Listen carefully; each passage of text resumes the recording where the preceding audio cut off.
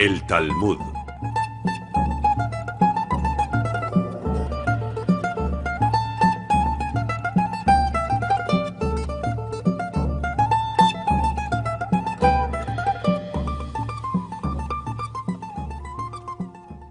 Esta es la pregunta. Dos desollinadores salen de una chimenea. Uno sale completamente negro y el otro completamente blanco. La pregunta es, ¿cuál de los dos se va a lavar? Bueno, obviamente el que está todo negro. Cae de cajón. Lo siento, pero tú no estás hecho para comprender lo que contiene el Talmud. ¿Y eso por qué? No reflexionas.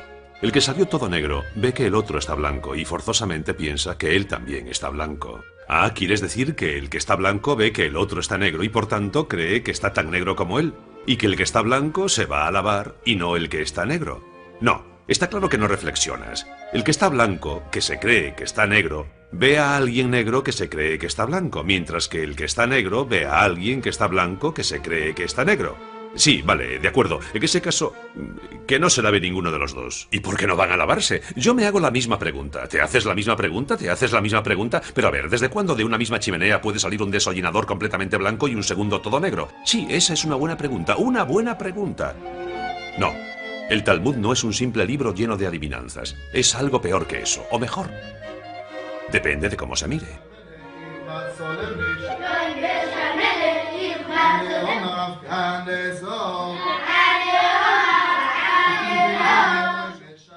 Depende del punto de vista, como el de los judíos ortodoxos que han hecho del Talmud su pan de cada día, interrogándose sobre la mínima de las paradojas de la Biblia. ¿Adán, que no tiene padres, tiene ombligo? ¿Los peces escaparon del diluvio universal? ¿Por qué los ángeles de Jacob necesitan una escalera? Y si Dios pudo crear el mundo en 6 días, ¿por qué no lo habría podido hacer en 1 o incluso en 1 hora, o mejor, en un instante? Otro tipo de adivinanzas, en resumen, porque con el pretexto de comprender la Biblia, el Talmud la cuestiona desde todos los puntos posibles. La palabra Talmud viene de la expresión Talmud Torah, estudio de la Torah, simplemente. La Torah era el nombre hebreo del Pentateuco, los 5 primeros libros de la Biblia. Los volúmenes que componen el Talmud encierran siglos de discusiones entre rabinos sobre la interpretación de las contradicciones del texto bíblico. Para ellos, la Biblia no sería más que una inmensa metáfora a partir de la que convendría extraer un modo de empleo para la vida cotidiana. Huelga decir que les ha hecho falta utilizar una metodología formidable para conseguir descifrar dentro del mito de la fruta prohibida las leyes de la alimentación.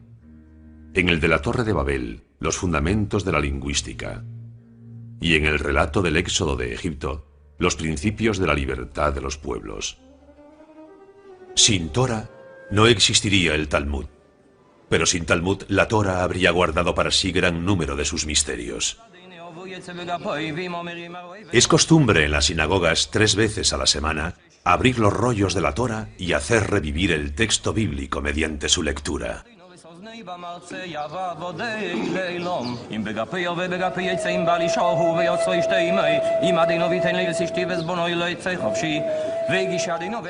Pero también se puede hacer revivir el texto descubriendo sus posibles interpretaciones.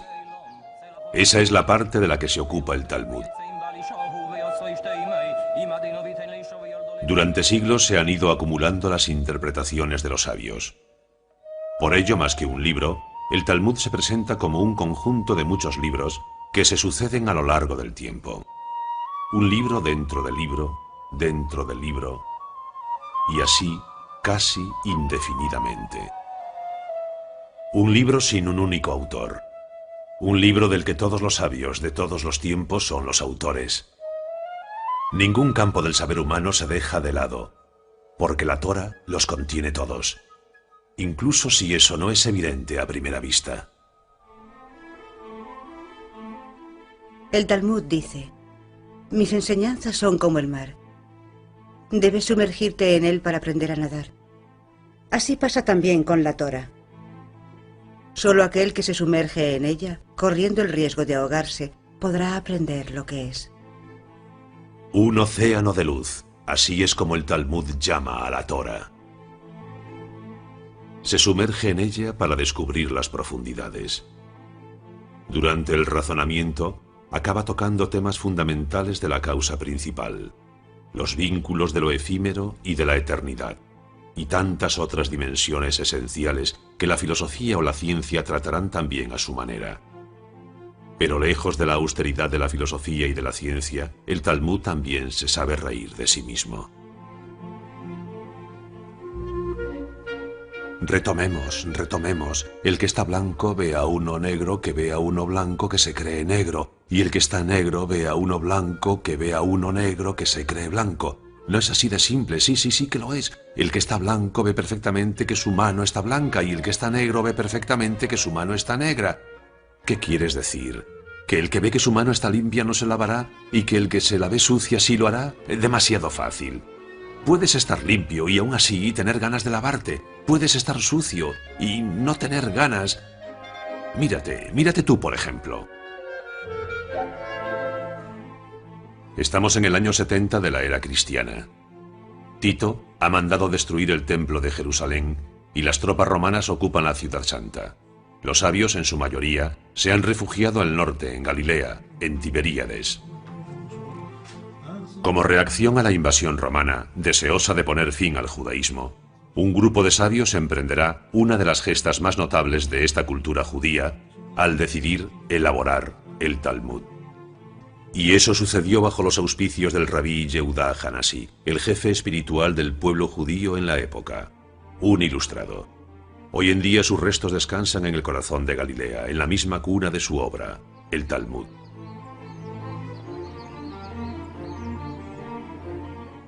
Hasta ese momento los sabios, generación tras generación, repetían de memoria los diálogos de los maestros ancianos a los que añadían sus propios comentarios. Una especie de memoria colectiva que corría el peligro de diseminarse y perderse, habida cuenta del volumen de opiniones que no paraba de crecer. Para evitar tal drama, el rabí Yehudá Hanasi tomó la iniciativa de hacer recopilar por escrito cerca de 2 siglos de enseñanzas conservadas hasta ese entonces mediante la transmisión memorística. Él fue quien decidió las características, la forma y los límites de esta primera recopilación, y la llamó Mishnah. Mishnah significa repetición, porque se trataba de repetir, esta vez por escrito, lo que la memoria ya no podía retener. Este enorme trabajo no finalizó hasta 2 siglos después de su muerte. La Mishnah conforma la primera parte del Talmud, y se conseguirá terminarla en el año 220 de la era cristiana. El Talmud se organizará según las disposiciones que el rabí Yehudá Hanasi usa para la Mishnah. 6 órdenes que cubren todo el abanico de campos de conocimientos. 6 órdenes divididas cada una de ellas en 63 tratados que a su vez están divididos en 123 capítulos que hacen del texto bíblico un verdadero tratado sobre la vida. Dios hizo el mundo en 6 días. El rabí Yehudá lo ordena en 6 órdenes. 6 órdenes como las 6 direcciones del mundo. 6 órdenes como los 6 días de la creación. 6 órdenes que condensan todo aquello de lo que el espíritu del hombre puede valerse.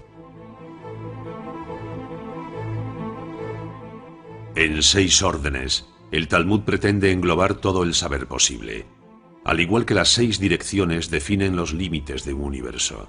6 órdenes manuscritas que se convierten en la referencia de las leyes y las costumbres del mundo judío. 6 órdenes que proponen nada menos que un modo de empleo del mundo. Zeraim, el orden de las simientes, donde se debaten las leyes de la germinación y los principios de la vitalidad bajo todas sus formas. Moed, el orden de las fiestas, donde se debaten las leyes del tiempo, del calendario y de las ceremonias festivas. Nashim, el orden de las mujeres, donde se listan las leyes del derecho matrimonial y del derecho civil en general. Nezikin, el orden de daños, donde se debate sobre la legislación penal, civil y criminal y las leyes de la idolatría.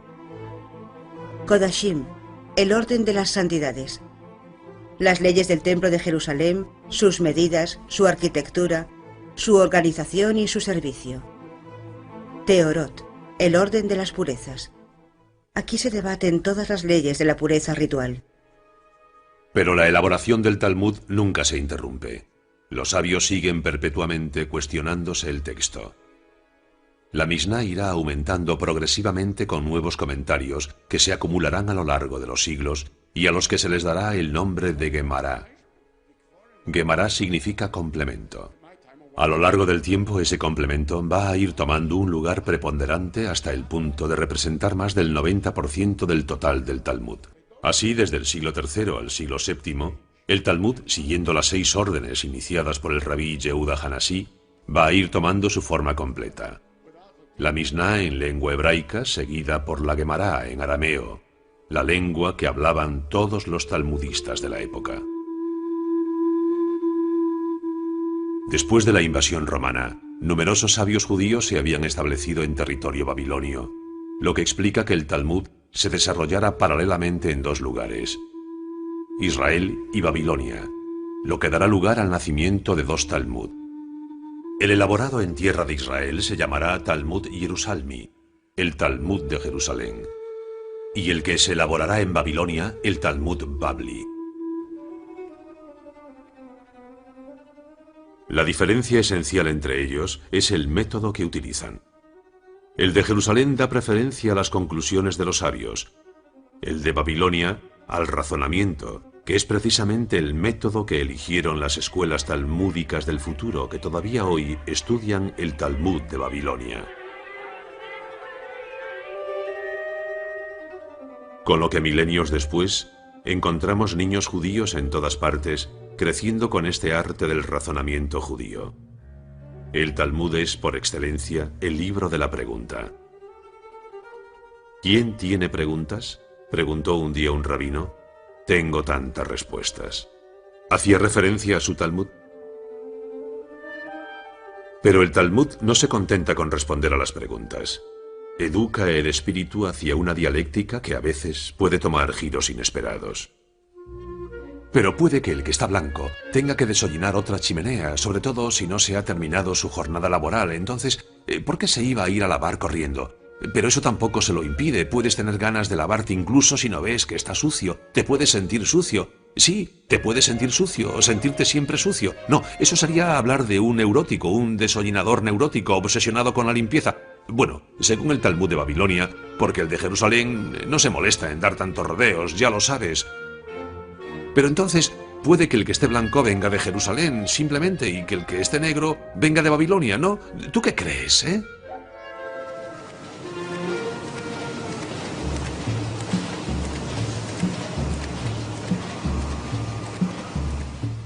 Hicieron falta 6 siglos para conseguir darle cuerpo al Talmud. 6 siglos para conseguir condensar lo que se convertiría en el conjunto más singular jamás reunido de diálogo sin fin sobre todos los temas del mundo. Todavía hoy, una página de Talmud contiene en su centro el conjunto formado por la Misná y la Gemará. Están rodeadas de diferentes comentarios ulteriores que se hicieron indispensables para su comprensión. Hoy en día los estudiantes de las yeshivas, las escuelas talmúdicas, perpetúan el diálogo entre los rabinos de los primeros siglos y sus sucesores.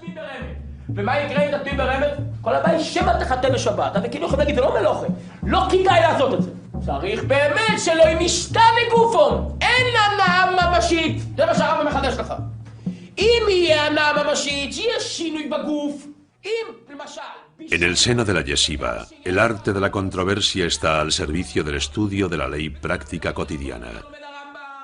Pero sobre todas las cosas, el Talmud desarrolla el espíritu de análisis, agudiza el sentido crítico, fuerza las fronteras del absurdo hasta el máximo, siempre con la idea de conseguir que el pensamiento y sus contradicciones sean óptimos.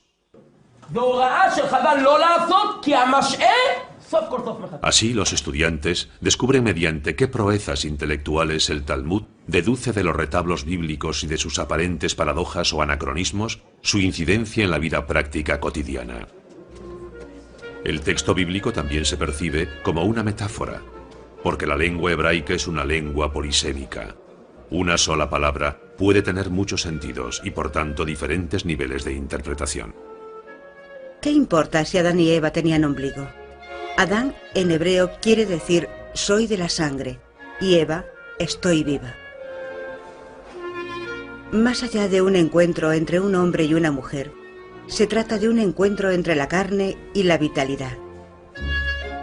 Cómo la vitalidad entra en el cuerpo por la sangre. Todo lo que como se convierte en sangre, dice el Talmud. Y curiosamente, las leyes de la alimentación se basan en la historia de Adán y Eva. Por algo fue eso lo primero que hicieron justo después de la creación. Empezaron a comer como hacen los recién nacidos nada más salir del vientre materno. Comer implica prestar atención a lo que se come, dice el Talmud. Así fue, como de un simple relato sobre Adán, Eva y el fruto desconocido, se descubren reglas alimentarias que más allá de la simple dietética, definen un vínculo entre el hombre y el mundo. Entonces, cara a cara, como duelistas, los aprendices del Talmud confrontan sus opiniones, agudizan su arte del diálogo, perpetúan la tradición del cuestionamiento, que no está exento de un cierto sentido lúdico. Espera, ¿cómo que uno sale negro y otro blanco? Eso tiene truco, seguro. ¿Deberían salir negros los dos? No, basta con que el primero que sale por la chimenea haya recogido todo el hollín y el camino esté limpio. ¿Quieres decir que el camino está limpio para el segundo, así el primero sale todo negro y el segundo todo blanco? Ah, demasiado fácil. ¿Tú crees que el Talmud propondría una pregunta así de sutil para una respuesta tan simple? Yo no creo nada, solo trato de entender. ¿Tratas de entender? Bueno, repito, 2 desollinadores salen de una chimenea, uno negro y otro blanco. ¿Cuál de los dos va a lavarse?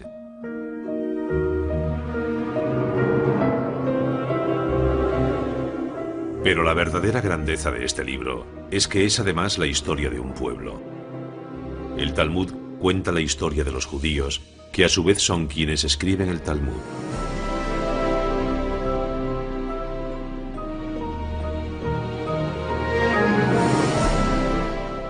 A lo largo del vagar del pueblo judío, el libro y su historia tomarán forma.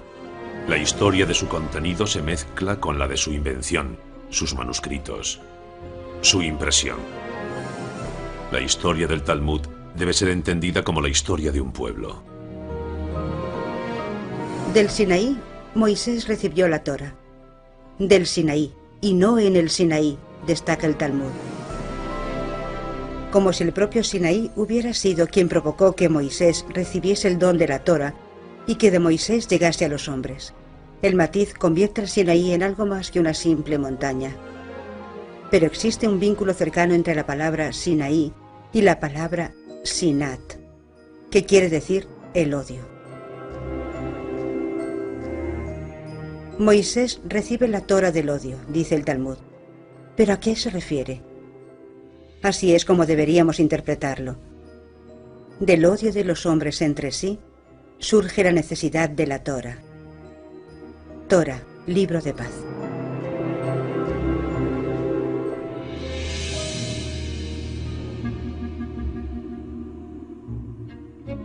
Perpetua cadencia que se tambalea, ondula y se mece. Los judíos, generación tras generación, siguen un ritmo sin fin, marcando las oscilaciones de un péndulo que mide el tiempo al ritmo de las páginas del Talmud estudiadas. El Talmud es una llama que penetra en el espíritu. Una llama que transmite al cuerpo un movimiento ininterrumpido, inmutable, sempiterno. El ritmo de la vida, como los latidos de un corazón. Según la anatomía talmúdica, las oscilaciones favorecen a la vez la concentración y la memorización. En un sentido, las válvulas se abren, en el otro se cierran. En un sentido, la comprensión se activa, en el otro, la memorización. Pero en el transcurso del siglo X, la decadencia de Babilonia, que sucede al declive de la Palestina romana, obligó a los talmudistas a emigrar a otros países. A lo largo de sus periplos, multitud de textos continuarán la obra de los primeros talmudistas. Las bibliotecas judías no cesaron de enriquecerse con los comentarios de aquellos que se aplicaron para contribuir a su reinvención perpetua. El Talmud continuó siendo, a lo largo de los años, un proceso creativo ininterrumpido. Desde Jerusalén y Babilonia, el Talmud empieza su largo exilio. Constantinopla, Salónica, Corfú, Mesina, Siracusa, la costa africana. Los judíos se dispersan a lo largo de toda la costa mediterránea, desembarcan en las riberas de Italia, remontan lentamente toda la costa adriática, llegan a las costas francesas y a la península ibérica, llevando consigo su precioso libro como principal equipaje. El Talmud se convierte rápidamente en el portador de la memoria judía en toda la diáspora, y su estudio se revela como el único hogar verdadero de un pueblo sin refugio, sin un puerto base al que regresar. De hecho, el placer del estudio debía compensar las tristezas de su errante caminar, el arraigo al libro, el desarraigo a la tierra. El Talmud sirvió de compensación a falta de una tierra prometida. Así se fundó en Renania, en el siglo X, entre Spira, Worms y Maguncia, el centro talmúdico más importante desde Tiberíades, Jerusalén y Babilonia. Y allí se reunieron los maestros más ilustres. Su fama fue tal que atrajeron hasta allí al que se convertiría en el más ilustre entre ellos, Rashi. Nacido en 1040 en Troyes, Francia, Rabbi Shlomo ben Isaac Acharfati, conocido por Rashi, llega a Worms como joven estudiante, y allí permanecerá varios años. Rashi se iba a convertir en el más popular, pero también en el más fenomenal de los rabinos de su tiempo. Fenomenal por su saber, fenomenal por su aportación a la cultura talmúdica. Es aquí, en la yeshiva de Worms, donde lleva a cabo su formación hasta llegar a convertirse en un maestro eminente. Lo atestigua esta silla que fue la suya y que está incrustada en la piedra, como lo estarán sus enseñanzas en el edificio del Talmud, tal y como lo conocemos hoy en día. Se habla del Talmud antes de Rashi y del Talmud después de Rashi. Su importancia fue tal que aún hoy en día no podemos disociar las glosas de Rashi del texto original del Talmud. Un libro dentro del libro. Alrededor del texto de la Mishnah y de la Gemara, que ocupan el centro de cada página del Talmud, encontramos impresos los comentarios de Rashi, que se han hecho indispensables para el estudio porque clarifica un corpus que se ha convertido en algo un poco caótico por sus numerosas adiciones.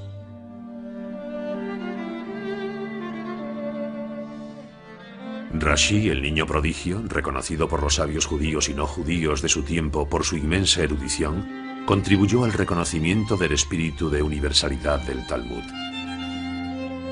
Fue en Troyes, en Champagne, donde ya envejecido emprende su obra. Funda una escuela que hará historia. Sus discípulos desarrollarán el comentario talmúdico hasta tal punto que incluso hoy es necesario referirse a ellos en el estudio. Con Rashi el Talmud, ya atemporal de por sí, se hizo universal.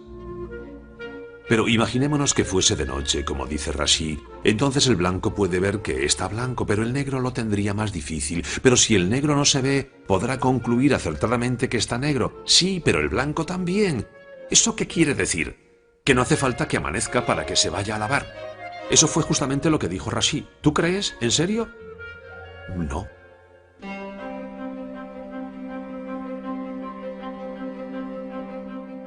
Un océano de luz.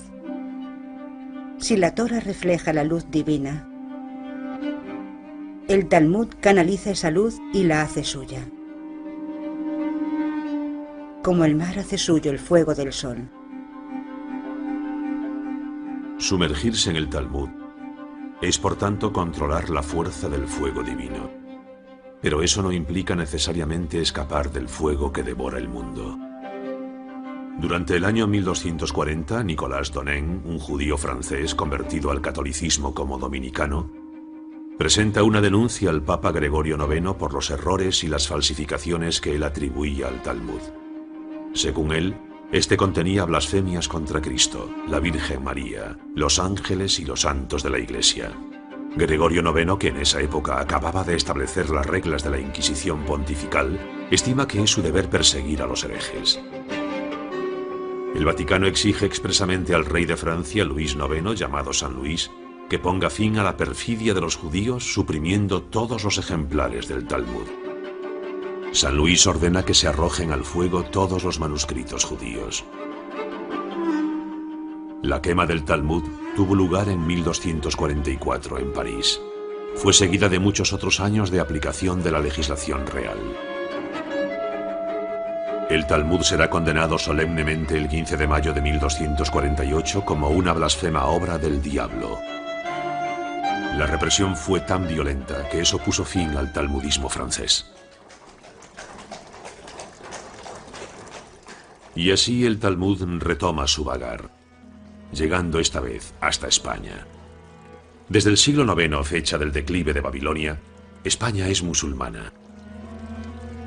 Sin embargo, no hay ni una sola de sus grandes ciudades que no aloje a algún talmudista eminente. Córdoba, Toledo, Sevilla, Barcelona, Granada.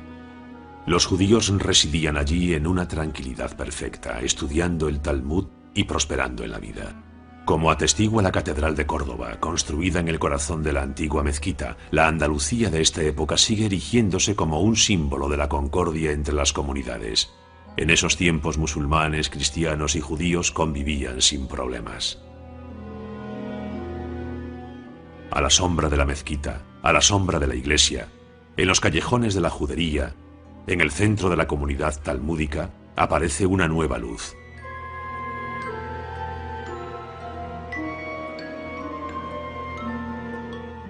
Mosé Maimónides se yergue como una estrella en el firmamento de la Edad de Oro andaluza.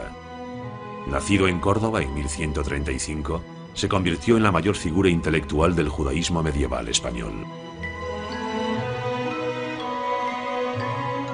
Sus obras, entre las que se halla la Guía de Perplejos, adquirieron una gran importancia a los ojos de todos, judíos, musulmanes y cristianos. Su código de la ley, la Misne Torah, jugó un importante papel en los escritos de los filósofos de diversas orientaciones y de los eruditos religiosos de todas las confesiones, y todo eso durante generaciones. El que lea mi libro conocerá toda la Torah y todos sus comentarios, decía Maimónides sobre su Misne Torah. Tanto Rashi en Francia como Maimónides en España se vieron empujados por la misma preocupación de la universalidad. Los dos deseaban que el Talmud saliera de la sinagoga para ponerlo a disposición de todo el mundo.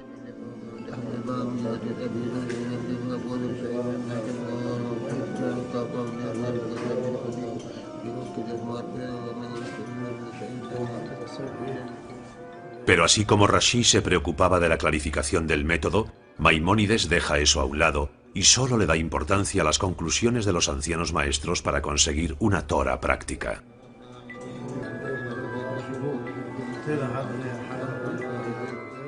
Mi objetivo es ser tan conciso como completo, dice Maimónides, para que el lector pueda verse directamente orientado sobre todo lo que el Talmud ha instituido y confirmado, sin tener que pasar por todas las discusiones de los sabios que podrían perturbarle el razonamiento. Todo esto para que no tenga necesidad de otro libro que no sea el mío. Astrónomo, matemático, botánico, médico de Saladino, Maimónides pasa su vida aconsejando tanto a los grandes de su tiempo como a los más humildes. Gracias a su talento consigue revelar a los ojos del mundo hasta qué punto la ciencia talmúdica podía ser universal. Sus restos reposan en Tiberíades, justo donde nació el Talmud. Maimónides se reunió así con sus ilustres ancestros. No fue hasta comienzos del siglo XIII cuando los cristianos unieron sus fuerzas para recuperar España de manos musulmanas.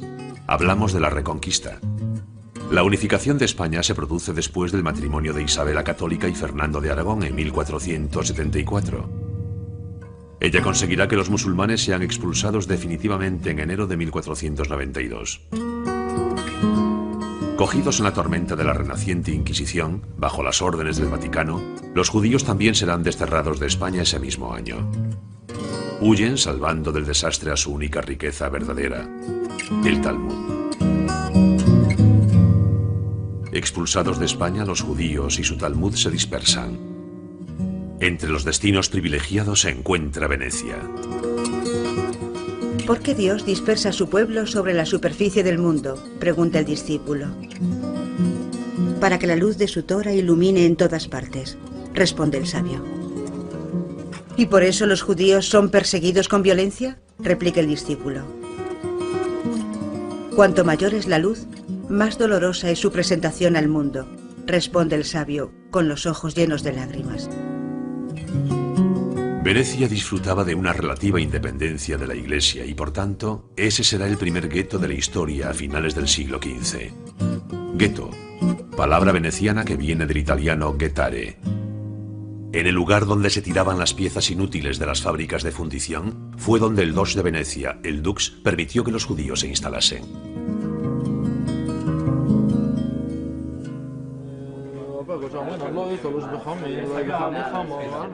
Venecia se convierte así en un verdadero vivero de talmudistas.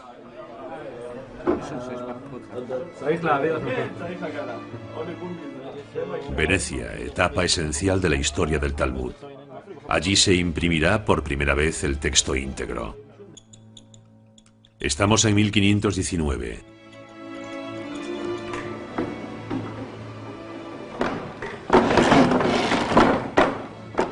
El Vaticano, que proscribía el Talmud en toda Italia, so pena de sufrir los rigores de la Inquisición, no pudo evitar que el Doge autorizara la impresión de libros judíos en su territorio. Fue en las prensas del impresor cristiano Daniel Bombert donde página tras página se llevó a cabo una de las empresas más colosales de la historia de la imprenta.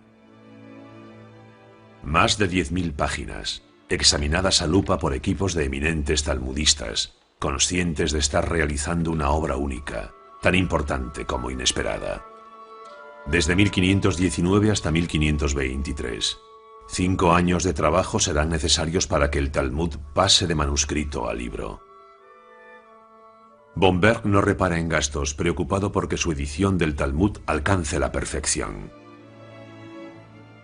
Su obra debe marcar un hito porque será la única referencia durante cerca de 4 siglos. Todas las ediciones posteriores, entre las que se encuentran las de Basilea, Pesaro, Ámsterdam, Múnich, Frankfurt, Cracovia, hasta llegar a la definitiva, la de Vilna, en el siglo XIX, estarían inspiradas en la de Bombert. El trabajo de orfebrería de que hizo gala Bombert conformará para el resto de los tiempos la fisonomía de las páginas del Talmud, dotándole de ese aspecto a la vez sobrio, simple, minimalista, sin la más mínima floritura, yendo al corazón del texto, siguiendo una geometría muy particular. La edición de Bombert establece la paginación. El texto de la Mishnah y de la Gemara ocupa el centro de cada pliego con una letra cuadrada, alrededor del que se reparten las glosas de Rashi y las de sus alumnos en caracteres semicursivos. Con Bombert, el Talmud se convierte en una obra de arte del siglo XVI. Sin embargo, la institución de la censura por el Vaticano obliga a Bombert a poner fin a su actividad y a dejar Venecia en 1546. La Iglesia, que no podía criticar la Biblia sin criticarse a sí misma, ataca al Talmud. A sus ojos los judíos ya no son el pueblo de la Biblia, sino el pueblo del Talmud, que cultiva un espíritu anticristiano, un espíritu diabólico. Más adelante se comprobó que todos los argumentos que la Iglesia presentó contra el Talmud y su contenido carecían de fundamento.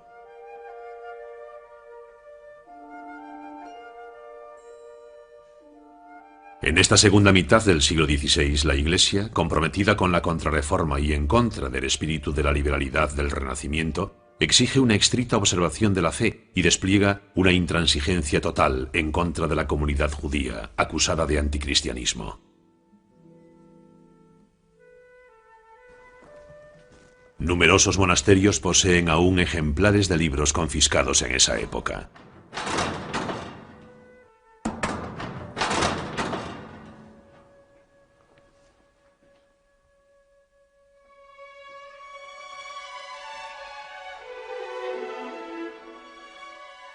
Los libros judíos siempre han enfurecido a la Iglesia.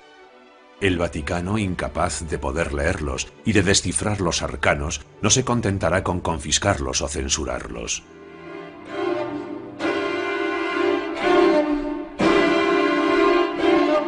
En En 1553, el Vaticano vuelve a emitir la orden de arrojar los libros judíos a las llamas. Se registran todas las casas judías de Roma y en el Campo di Fiori tiene lugar el auto de fe. Estamos en el 9 de septiembre de 1553, Rosh Hashanah, día del nuevo año judío. Algunas semanas más tarde, en Venecia, un día de Sabbat, el 21 de octubre, en la plaza de San Marcos, y según palabras del nuncio del Papa, un buen fuego pone fin a lo blasfemo. Se quemaron más de 1 millar de Talmud. La historia del Talmud también es la historia de las dificultades que tuvo que superar el texto para seguir existiendo. 50 años más tarde, el Talmud renacería de nuevo de sus cenizas. Y su historia ilustraría la de los judíos que no han cesado de sobrevivir a todas las tentativas de asimilación, conversión o destrucción a las que se han visto sometidos.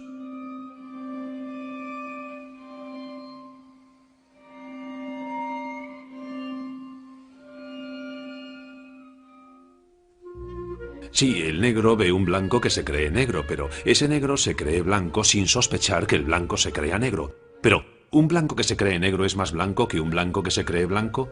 Sí, es como si preguntáramos, ¿una vela ilumina más en una cueva oscura cuando es de noche fuera que si fuera de día? Dijimos que era de noche. ¿Cómo quieres que 2 desollinadores trabajen por la noche? ¿Y puedes decirme por qué no iban a tener derecho de trabajar por la noche? ¿No son hombres libres? ¿Qué tiene que ver la libertad con todo esto? Son trabajadores que hacen su trabajo honestamente y para hacerlo bien tiene que ser de día, eso es todo. Bueno, digamos que empezaron de día, se retrasaron y es de noche cuando salen de la chimenea. Entonces sería invierno, que anochece más temprano. En ese caso la cosa se complica. ¿Cómo vamos a poder ver quién está sucio y quién está limpio en invierno? Esto se llama pilpul, la manía de discutir casi hasta alcanzar lo absurdo. Y fue en Polonia donde nació el arte del pilpul bajo la influencia de Jakub Polak, que se instaló en Cracovia hacia el 1500.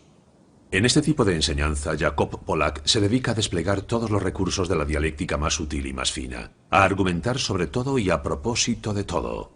El pilpul, del hebreo pilpel, el pimiento. Pero ¿quién desollina en invierno? No puede nevar en verano. Bueno, los dos son negros, pero uno está cubierto de nieve, por eso está blanco, pero quizás la nieve esté sucia y negra. Entonces la nieve negra puede cubrir al que está blanco y la nieve blanca al que está negro perfectamente. Entonces, ¿cuál de los dos se va a lavar? Dime.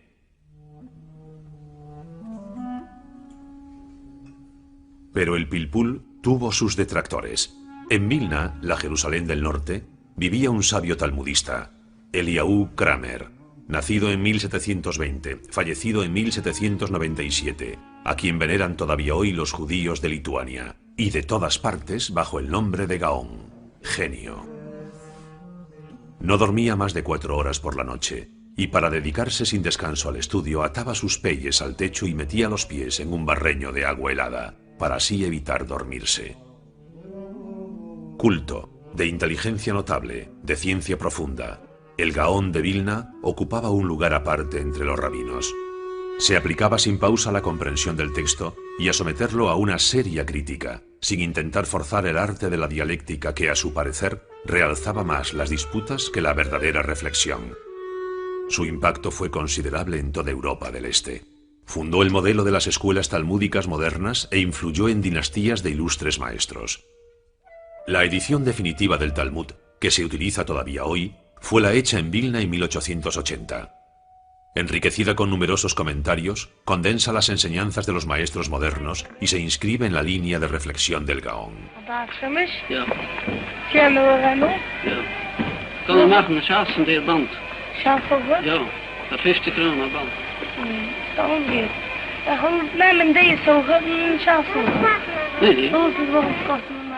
Desde entonces, todos los estudiantes disponen de una herramienta de trabajo mucho mejor que las que disponían las generaciones anteriores. Desde Polonia hasta Austria, desde Hungría hasta Italia, desde España hasta Inglaterra, desde Alemania hasta Francia, desde Lituania hasta Ucrania, podemos decir que no hay ni un rincón de Europa que no haya participado en la invención del Talmud. De ese modo y durante más de 8 siglos, el Talmud vive en Europa. Tanto en la Europa de los pueblos y de los guetos, como en la de las capitales y principales centros de la vida intelectual. Durante todos esos años, el Talmud conoce una producción intensa de comentarios y un florecimiento de escuelas que darán forma a la cultura judía que heredaría la modernidad.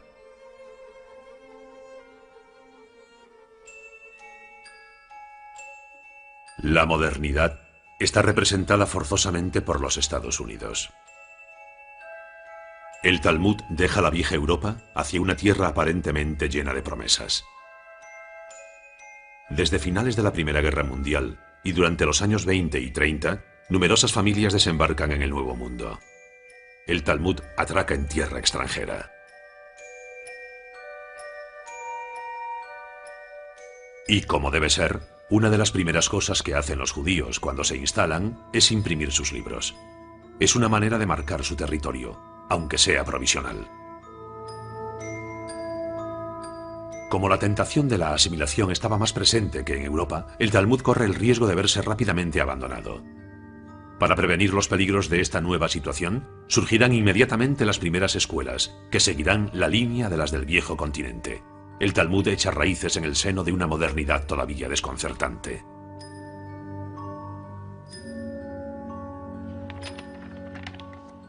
Al amanecer del siglo XX, ¿debe el Talmud adaptarse a la modernidad o es la modernidad la que debe adaptarse al Talmud?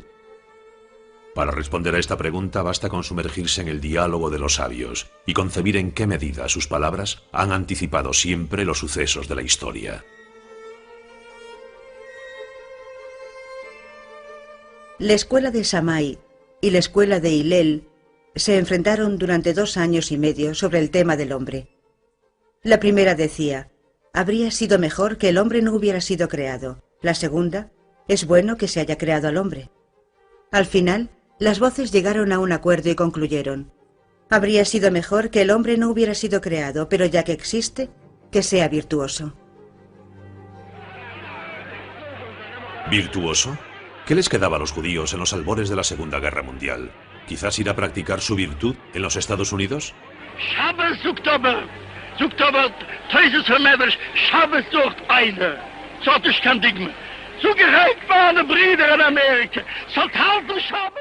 Pero algunos dudan que los Estados Unidos sean un centro de virtud. Condenados a una vida de clandestinidad, encerrados en sus guetos donde vivían aislados, con su Talmud como único refugio, la suerte de los judíos en Europa Central en el siglo XX puede dotar de argumentos la opinión según la cual habría sido mejor que el hombre no hubiera sido creado.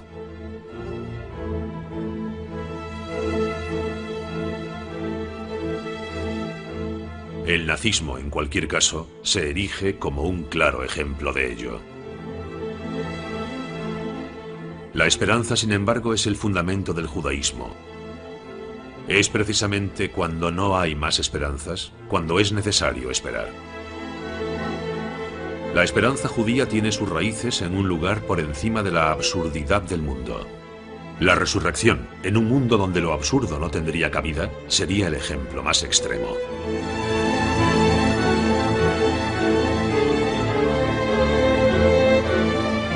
El Talmud cuenta la historia de un emperador romano que envió a los judíos a la muerte. Ese emperador le pregunta a uno de los sabios judíos antes de dejárselo a sus verdugos. No entiendo cómo vosotros, los judíos, podéis creer en la resurrección de los muertos. La hija más joven del sabio responde por él. Le dice al romano, tú no existías y ahora existes. Eso no te sorprende, pero a mí me maravilla a cada momento. Hoy existes. ¿Y te sorprendes de que otro día puedas existir de nuevo? Pues a mí eso no me sorprende. El Talmud evoca la resurrección de los muertos de forma abstracta, pero se presenta a sí mismo como un ejemplo concreto. De hecho, ¿cuántas veces renació de entre las llamas? En esos momentos, y a pesar de la amplitud del desastre, el pueblo sobrevivió. El libro también. No dice el Talmud, aprendemos más de los muertos que de los vivos, porque los vivos transmiten las enseñanzas de los muertos y así los vuelven a la vida. ¿No se llaman los cementerios Bet HaChaim o casa de los vivos? Los cementerios parecen bibliotecas a cielo abierto, porque el Talmud dejó en ellos algunas de sus más famosas páginas de la historia. En otro tiempo germinó allí la sabiduría, pero esta no ha desaparecido, está aún allí, lista para nacer de nuevo.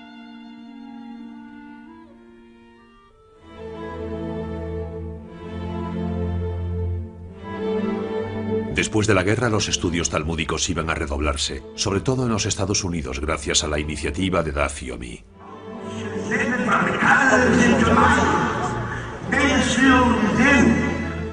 Al ritmo de una página por día, hace falta algo más de 7 años para leer las 2.711 páginas de la edición moderna del Talmud, un ejercicio al que se dedican en todo el mundo todos los talmudistas dignos de ese nombre asociados al programa de Daf Yomi. O dicho de otra manera, una página por día. El principio del estudio de una página diaria del Talmud fue iniciado por el rabino Meir Shapiro el 11 de septiembre de 1923 en Lublin, en Polonia. El Talmud sería esa tierra espiritual donde los judíos podrían, en un mismo momento, en todas las partes del mundo, estar reunidos por un estudio común. En 2005, el Madison Square Garden de Nueva York reunió a más de 46.000 personas conectadas por satélite con otras comunidades del mundo para celebrar la clausura del 11º estudio del Talmud, 11 ciclos de 7 años y medio. Una nueva generación de talmudistas estaba a punto de aparecer, retomando la voz de sus padres. Al igual que en la cima de las torres de Manhattan, donde hombres de negocios, abogados, banqueros, deciden consagrarse al estudio diario del Talmud antes de volver a su oficina. Una manera de volver a sus orígenes. Porque la reflexión talmúdica tiene los medios de responder a las problemáticas planteadas por la modernidad. ¿No se dice que Dios hizo el mundo en 6 días y que descansó el séptimo?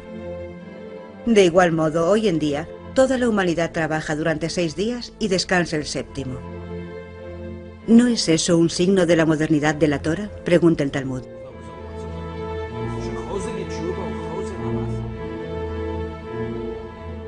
Los judíos estadounidenses han participado desde el principio en la construcción de un nuevo mundo, pagando a veces al precio de su propia herencia cultural.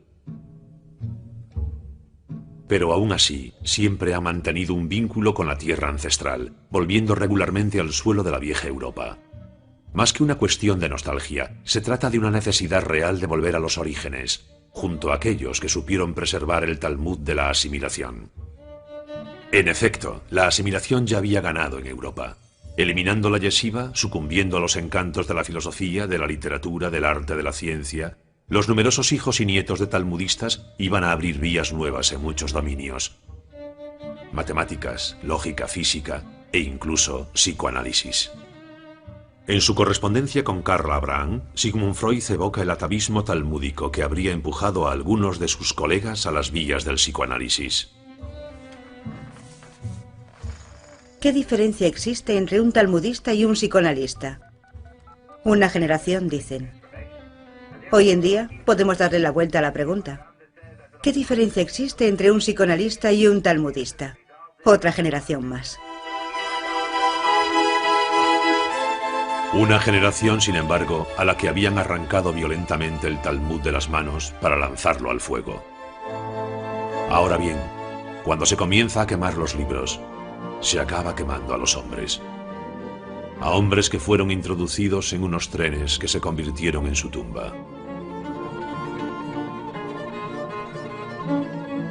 Otros trenes de hoy en día se toman la revancha. Por ejemplo este, como muchos otros, en el que cada mañana entre Long Island y Manhattan, uno de sus vagones se convierte en escuela talmúdica, conduciendo a su trabajo a numerosos descendientes de supervivientes.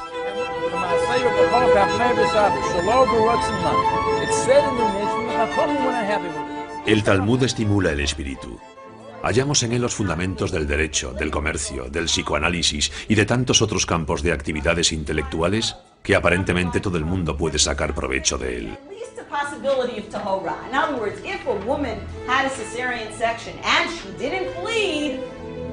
she would be tahora. If she was walking around, then we wouldn't consider, right, we wouldn't consider that a problem, which... ¿Cómo sabemos que la mujer es la inspiración del hombre? Porque se cuenta que Dios le dijo a Abraham: escucha la voz de tu mujer, Sara. De eso, los sabios dedujeron que si la mujer estudiaba, podía llegar más lejos que el hombre. ¿Será por eso que la dispensó de estudiar?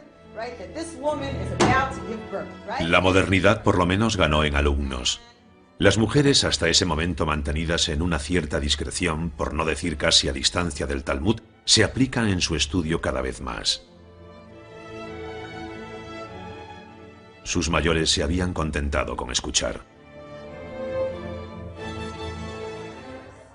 Todos los judíos tienen talmudistas entre sus ancestros. Freud evoca el Talmud de sus padres. Marx descendía de una línea de más de 14 generaciones de talmudistas. Einstein siguió la línea del Talmud sin saberlo, descubriendo las leyes de la relatividad. Kafka se lamentaba de no haberlo podido estudiar. Son innombrables aquellos que se encuentran entre los fundadores del pensamiento moderno y que de una manera u otra están en deuda con él. Incluso si la tradición talmúdica fue a veces dejada de lado, a veces renegada o desterrada, la máquina del Talmud nunca se detuvo. Las ediciones ArtScroll traducen sin descanso. Rabbi Sherman es uno de los artesanos que mediante su trabajo de traducción participa en la invención continuada del Talmud. Hoy en día el Talmud se puede leer en inglés, en ruso, en francés y en español. Parece como si la última fase de esta invención fuese precisamente la de hacerla legible en todas las lenguas, asequible para el gran público. Esa es la tarea que se ha marcado a Dean Steysan, que dirige el Instituto de Textos Talmúdicos de Jerusalén. Es el autor de una nueva traducción detallada que se esfuerza en explicar en qué está todavía de actualidad el Talmud. Hacer llegar la luz al mayor número de gente posible. Para hacer eso, el Talmud encuentra nuevos caminos que ni el rabí Yehuda Hanasí, ni Rashi, ni Maimónides habrían sospechado nunca.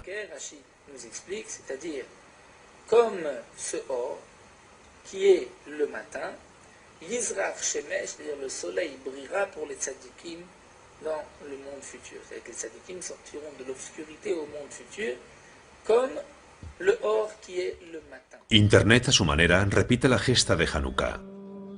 Hanukkah, la fiesta de las luces. Una vez al año hay que encender las luces del exterior de la casa para simbolizar que se comparte la esperanza de un mundo mejor. Un mundo que se hace mejor por el conocimiento. Conocimiento que debe salir de la clandestinidad. Como la llama de Hanukkah, la luz del Talmud no ha parado a lo largo de la historia de iluminar en la oscuridad.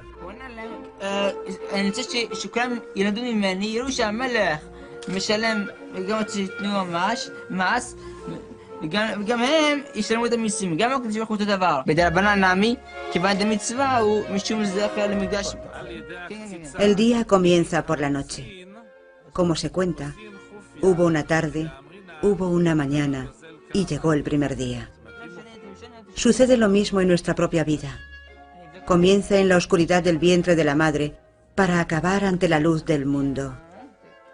Pero algunos dicen, la noche es el mundo en que vivimos. La mañana será el futuro.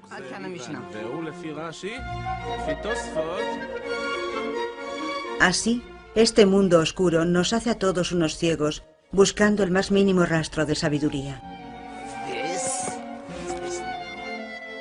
Una simple lucecita que brilla en las tinieblas, en eso se ha convertido el Talmud a lo largo de todo el destino del pueblo judío.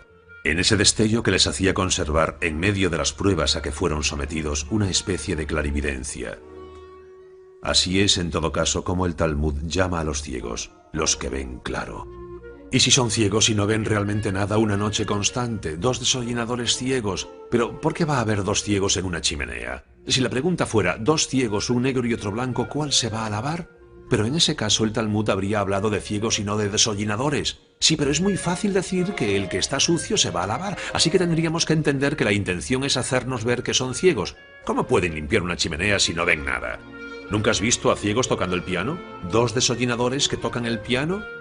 No, pero si dos ciegos pueden tocar a Beethoven a 4 manos, también pueden pasar por el agujero de una chimenea. ¿Pero por qué la pregunta no es, después del concierto, cuál de los dos pianistas se va a lavar?